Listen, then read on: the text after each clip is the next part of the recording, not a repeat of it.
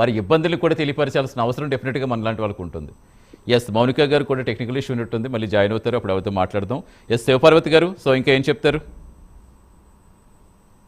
సతీష్ గారు, ఇప్పుడు నర్సులు ఇప్పుడు హాస్పిటల్లో ఉన్నారండి, ప్రైవేట్ గానీ గవర్నమెంట్ హాస్పిటల్స్ లో కూడా కొన్ని క్రిటికల్ టెస్టులు ఉంటాయి, ఎక్స్రేస్, సిటీ స్కాన్స్, ఇలాంటివి అన్ని రేడియేషన్ ఎఫెక్టెడ్ అయ్యే టెస్టులు కూడా ఉంటాయి.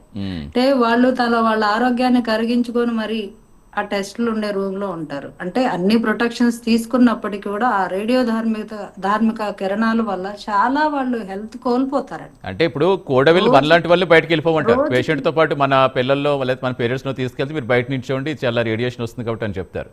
కానీ అలాంటి వాళ్ళకి ఎంతమందికి తీస్తారు వాళ్ళు రోజుకి ఎంత మందికి చేస్తారు ఆ టెస్ట్లు గానీ, అసలు కొన్ని విషయాల్లో వాళ్ళు సాక్రిఫైస్ కి విలువ అనేది మనం కట్టలేమండి. అసలు అది మనకి ఇమీడియట్ గా విసుక్కుంటాం, కొంచెం లేట్ అయితే విసుక్కుంటాం, వాళ్ళ మీద చూపించేస్తాం. ఒక డాక్టర్ అయితే మనం ఏమనలేం, డాక్టర్ గారు వచ్చే టైం సైలెంట్ అయిపోతారు, కానీ ఎదురుగా కనిపిస్తారు వెంటనే పేషెంట్ కూడా సమయానికి అందించకపోతే పేషెంట్ కూడా వాళ్ళ మీదే పెత్తనం చేస్తారు.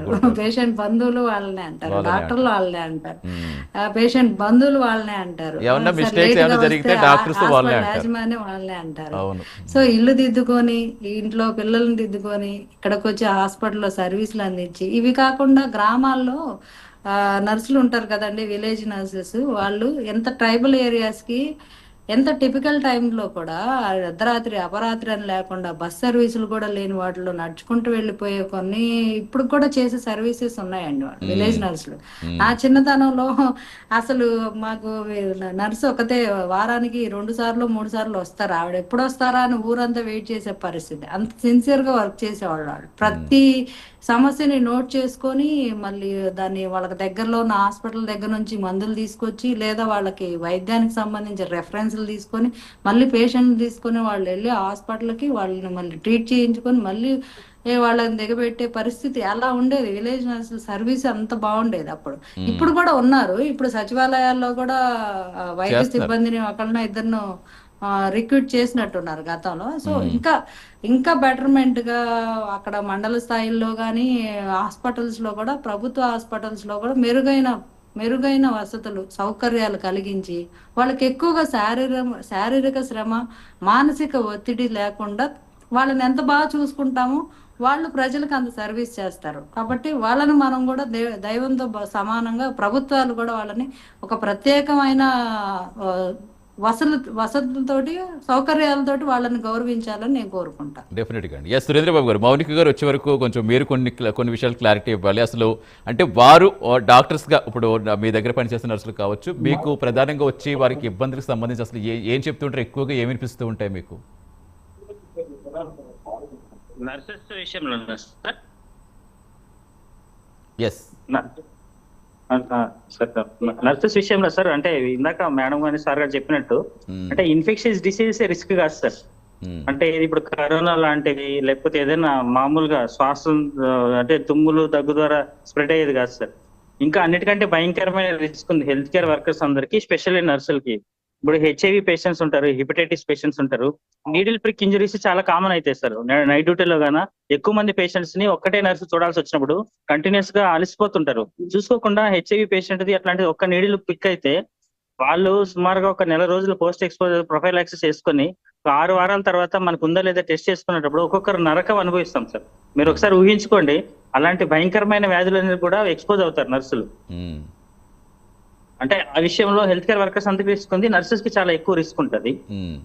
అంటే పని వేళలు ఎక్కువ ఉంటుంది, వీళ్ళ శ్రమ అంటే ఎక్కువ కష్టపడాల్సి వస్తుంది. నర్సుల నెంబర్ తక్కువ ఉంటుంది సార్. నర్సుల నెంబర్ కి పేషెంట్ కి నిష్పత్తి అనేది చాలా డిఫరెన్స్ ఉంది. అది ఖచ్చితంగా ఇన్ని రోజులు మీరు అన్నట్టు కేరళ నుంచి అట్లా నర్సులు కానీ వచ్చేవాళ్ళు మనకి. అలాంటి పరిస్థితి ఇప్పుడు లేదు. అన్ని జిల్లాల నుండి నర్సింగ్ కాలేజీలు స్టార్ట్ అయినాయి. అది చాలా మంచి విషయం ప్రభుత్వం తరపు నుంచి చేస్తున్నది.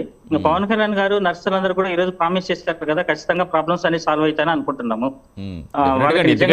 ఆయన ఒకసారి ఇనిషియేట్ తీసుకుంటే Yes. జీతభత్యాల విషయంలో కూడా న్యాయం జరుగుతుందని అనుకుంటున్నాం సార్. ఖచ్చితంగా ఒకసారి ఇనిషియేట్ తీసుకుంటే ఆ ప్రాబ్లం ఏమన్నా సరే దాన్ని సాల్వ్ చేసే వరకు వదిలే వ్యక్తి కాదు కాబట్టి డెఫినెట్గా నర్సులది ఏ ప్రాబ్లమ్స్ ఉన్నా సరే ఖచ్చితంగా డెఫినెట్గా తీరుతాయని అందరూ కూడా మనం ఇంకా ఎక్స్పెక్ట్ చేయడం కాదు, దాన్ని సాల్వ్ కింద మనం చూడొచ్చు. ఎస్ అంటే సురేంద్ర బాబు గారు, ఇప్పుడు మీరు ఇందాక చెప్పారు, ఇప్పుడు జనరల్గా మనం హాస్పిటల్కి వెళ్తే వద్దు ఇన్ఫెక్షన్ సోకుతుంది మీకు, మీరు బయట కూర్చోండి, ఇలా మీరు ఉండకూడదు. ఇప్పుడు ఐసీయూల కంటే ఎలాగ అలౌ చేయనివారు, అలాంటిది నార్మల్ వార్డ్స్లో కూడా ఒక టైం స్లాట్ పెట్టి ఒక టైం ప్రకారం ఎంతమంది రావాలని చెప్తూ ఉంటారు. కానీ నర్సులు ఎల్లవేళలు అక్కడే ఉంటారు, అక్కడ రకరకాల ఇన్ఫెక్షన్ తోటి పేషెంట్స్ ఉంటారు. సో ఏంటి అసలు వాళ్ళు ఎలాంటి ప్రికాషన్స్ తీసుకుంటారు? నిజంగా వాళ్ళకి ఆరోగ్యం అనేది ఎవరైనా మనుషులమే ముందు, ఎవరికైనా ఒకలాగే ఉంటుంది, ఎవరికైనా ఇంపాక్ట్ ఒకలాగే చూపిస్తుంది. అది హెల్త్ ఇష్యూ వచ్చిందంటే, ఆ ఇన్ఫెక్షన్ సోకిందంటే ఎవరికి ఆ ఇన్ఫెక్షన్కి ఏమి నర్సో డాక్టర్ అయితే మనిషి అనేది ఇలాంటి తేడాలు ఏమి ఉండవుగా, అందరికీ ఒకలాగే అది ఎఫెక్ట్ చూపిస్తూ ఉంటుంది. ఏంటంటే అసలు వాళ్ళు తీసుకునే ప్రికాషన్స్ ఏంటి, వాళ్ళు ప్రికాషన్స్ తీసుకునే విధంగా మీరు ఎలాంటి సలహాలు ఇస్తూ ఉంటారు?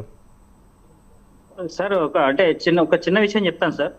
మామూలుగా before entering the ICU hand wash, మామూలుగా వీళ్ళ గౌన్ ఇవన్నీ చేంజ్ చేసుకుని వెళ్తాం సార్.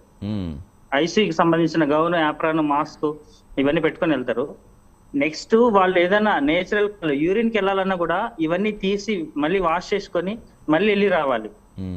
ఈ హ్యాండ్ వాష్ అనేది సుమారుగా ఒక పేషెంట్ ని టచ్ చేసిన తర్వాత, టచ్ చేసే ముందు, ప్రతి ఇంజెక్షన్ ముందు, ఇంజెక్షన్ తర్వాత ప్రతి చోట హ్యాండ్ రబ్ వేసుకుంటా ఉండాలి సార్, శానిటైజర్ వేసుకొని చాలా మంది నర్సులు మీరు చూస్తే బండలు కొట్టిన వాళ్ళ చేతులు ఎట్లా అయిపోయింటాయో అలా అయిపోయింటాయి సార్. చాలా ఆరోగ్య సమస్యలు వస్తాయి దాని వల్ల కూడా. అంటే ఒక చిన్న ఉదాహరణ చెప్తున్నా, ఇలాంటివి చాలా సమస్యలు సార్. అంటే ఒక 24 hours ఒకటే గౌన్ వేసుకొని, అంటే ఒక యూనిఫామ్ లాగా దానిలో మనం ప్యాక్ అయిపోయినట్టు ఉండాల్సిన పరిస్థితి వచ్చింది కోవిడ్ లోనే కన్నా. ఈవెన్ అంటే నేచురల్ కాళ్ళు కూడా టైం అటెండ్ కాలేని పరిస్థితి సార్. దానివల్ల వాళ్ళు చాలా ఆరోగ్య సమస్యలు తెచ్చుకున్నారు చాలా మంది. ఎందుకంటే ఇక్కడ సీరియస్నెస్, పేషెంట్ సీరియస్నెస్ బట్టి వాళ్ళు కూడా ఇంకా వాళ్ళతో ఉండాల్సిన అవసరం ఉంటుంది కదా.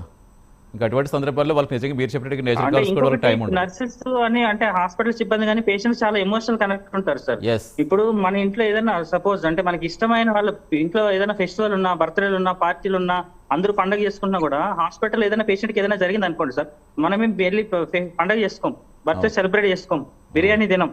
అంటే చాలా ఎమోషనల్ కనెక్ట్ ఉంటుంది సార్. అంటే ప్రతిరోజు ఏదో ఒక్క దాంతో పోరాడతారు మానసికంగా కూడా, ఏదో ఒక్క సమస్యతో. మిగిలిన వాళ్ళ కష్టాన్ని చూసి మనం నార్మల్ గా ఉండడం అంత సులభమేం కదా సార్. వాళ్ళతో వీళ్ళు ఒకటి అయిపోతారు, ఫ్యామిలీ మెంబర్స్ కంటే ఎక్కువనే. డెఫినెట్గా అండి, ఎందుకంటే ఒకసారి ఎప్పుడో హాస్పిటల్కి వెళ్ళి వస్తేనే మనం అక్కడ ఉన్న సిచ్యువేషన్స్ చూసి వచ్చి ఇంట్లో మనకి అసలు ఒక రోజు అన్నం సహించదు, 2 రోజుల పాటు అది వస్తే మన కళ్ళ ముందే కనిపిస్తూ ఉంటుంది. సో అలాంటిది ప్రతిరోజు వాళ్ళు ఎన్ని చూస్తూ ఉంటారు, ఎన్ని రకాలు చూస్తూ ఉంటారు, పెద్దవాళ్ళ దగ్గర నుంచి చంటి పిల్లల దగ్గర నుంచి చూస్తూ ఉంటారు. వాళ్ళని మీరు చెప్పినట్టుగా చాలా బాండింగ్ ఏర్పడుతుంది. వీళ్ళు వాళ్ళనే వాళ్ళు ఆల్రెడీ ఎమోషనల్ బాండింగ్లో ఉంటే వీళ్ళు ఇంకా మీరే కాపాడాలమ్మా అంటూ రకరకాలుగా వాళ్ళని ఇంకా ఎమోషనల్గా వీళ్ళ బాధని వాళ్ళు పంచుకుంటూ ఉంటారు. సో ఈ నేపథ్యంలో ఇంక వాళ్ళు నిజంగా మీరు చెప్పినట్టు చాలా వర్ణనతీతం అండి. ఎస్ శివపార్వతి గారు, అంటే ప్రభుత్వాల తరఫు నుంచి ప్రధానంగా అసలు ఎలాంటి వస్తువులు కల్పిస్తే నిజంగా మీరు అన్నట్టుగా ఇప్పుడు ప్రతి ఒక్కరు కూడా ఇనిషియేట్ తీసుకుంటే చాలా చిన్న విషయంగానే అయిపోతుంది చివరికి. డెఫినెట్గా పవన్ కళ్యాణ్ గారు ఒక స్టెప్ తీస్తున్నారు కాబట్టి ప్రతి ఒక్కరు కూడా సత్యకుమార్ గారి దృష్టి కూడా తీసుకెళ్తా అని చెప్పారు కాబట్టి నిజంగా వాళ్ళ ప్రాబ్లమ్స్ని సాల్వ్ చేసే విధంగానే ఖచ్చితంగా వెళ్తారని అనుకోవచ్చు. అంటే ఎలాంటి వాళ్ళకి ప్రభుత్వాలకి ఎంత బాధ్యత ఉంది అనుకోవచ్చు? అసలు బాధ్యత తీసుకోవాల్సిందే ప్రభుత్వాలండి. ప్రభుత్వ ఆసుపత్రిలో ఉన్న నర్సుల పరిస్థితి ఘోరాతి ఘోరంగా ఉంటది. కనీసం వాళ్ళు విశ్రాంతి తీసుకోవడానికి కూడా సరైన ప్లేస్ ఉండదు. ఎక్కువ శాతం మహిళలే ఉంటారు నర్సుల్లో, తక్కువ మగవాళ్ళు ఉంటారు. 25% ఉంటారేమో మాక్సిమం, 20 to 30% జెంట్స్ ఉంటారు, మిగతా అంతా లేడీస్ ఎక్కువ ఉంటారు నర్సింగ్ లో. సో వీళ్ళకి ఎలా ఉంటాయంటే వాళ్ళ హాస్పిటల్స్ లో అట్లీస్ట్ రెస్ట్ రూమ్స్ ఉండవు. వాళ్ళు కొంచెం డ్యూటీ మధ్యలో కాస్త స్నాప్ తీసుకోవడానికి కూడా సరైన గదులు ఉండవు, విశ్రాంతి గదులు ఉండవు. ఎందుకంటే అక్కడ ఉన్న మౌలిక వసతులే చాలా తక్కువగా ఉంటాయి. ఏదో ఒకటి ఏదన్నా రూమ్ ఖాళీగా ఉన్న ఎక్కువ పేషెంట్లు వచ్చినప్పుడు వాటిని కూడా యూటిలైజ్ చేసుకునే పరిస్థితి. సో వాళ్ళ అంటే కనీసం అట్లీస్ట్ కనీస అవసరాలకు కూడా ఇబ్బంది పడే పరిస్థితిలోనే ఉంటారు చాలా మంది. అలాగే అడ్జస్ట్ అయిపోతూ ఉంటారు. దట్టు ఏంటంటే ఈ మధ్య ఎక్కువ నర్సుల మీద దాడులు ఎక్కువైంది. తర్వాత అదే అడుగుదాం అనుకుంటున్నాను. కంటిన్యూ చేద్దాం. ఒక్క నిమిషం, సారీ ఫర్ ఇంటరప్ట్, ఒకసారి ఒక్క నిమిషం. ఎందుకంటే మౌనిక గారు